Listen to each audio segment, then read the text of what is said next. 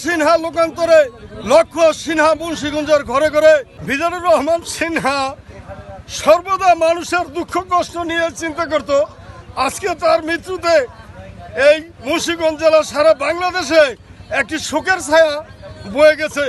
এ মানুষ হয়তো আর ফিরে আসবে না। আপনারা সকলে মিজানুর রহমান সিনহার জন্য দোয়া করবেন। মিজানুর রহমান সিনহা রাজনীতি, মানবতা ও জনকল্যাণে নিবেদিত এক অনন্য ব্যক্তিত্ব। মিজানুর রহমান সিনহা ছিলেন একজন মানবিক, জনদরদী ও সমাজ উন্নয়নে নিবেদিত প্রাণ ব্যক্তিত্ব।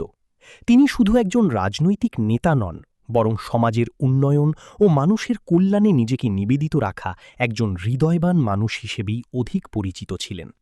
তার কর্ম, অবদান ও ব্যক্তিত্ব আজও মানুষের স্মৃতিতে অম্লান হয়ে আছে। রাজনৈতিক জীবনে তিনি গুরুত্বপূর্ণ দায়িত্ব পালন করেছেন। তিনি বাংলাদেশ জাতীয়তাবাদী দল বিএনপি এর কেন্দ্রীয় কোষাধ্যক্ষ হিসেবে দায়িত্ব পালন করেন। এছাড়াও তিনি মুন্সিগঞ্জ জেলা বিএনপির সভাপতির দায়িত্বে ছিলেন।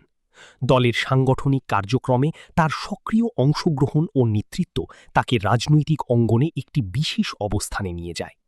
তবে রাজনীতি তার কাছে কেবল ক্ষমতার বিষয় ছিল না, মানুষের সেবা ছিল তার মূল লক্ষ্য। জীবনের শেষ পর্যায়েও মানুষের কল্যাণে কাজ করার দৃঢ় প্রত্যয় থেকে তিনি সংসদ সদস্য এমপি পদে মনোনয়ন গ্রহণ করেছিলেন। বয়স ও শারীরিক সীমাবদ্ধতা সত্ত্বেও মানুষের পাশে দাঁড়ানোর ইচ্ছা তার মধ্যে শেষ পর্যন্ত ছিল।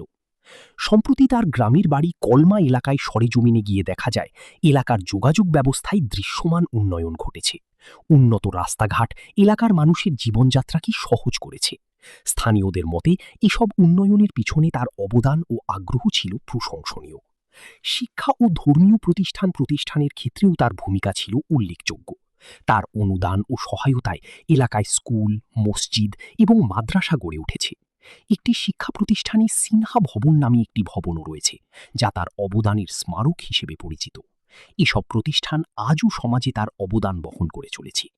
স্থানীয়দের ভাষ্যমতে মিজানুর রহমান সিনহা ছিলেন অত্যন্ত বিনয়ী, সদালাপী এবং সহানুভূতিশীল একজন মানুষ।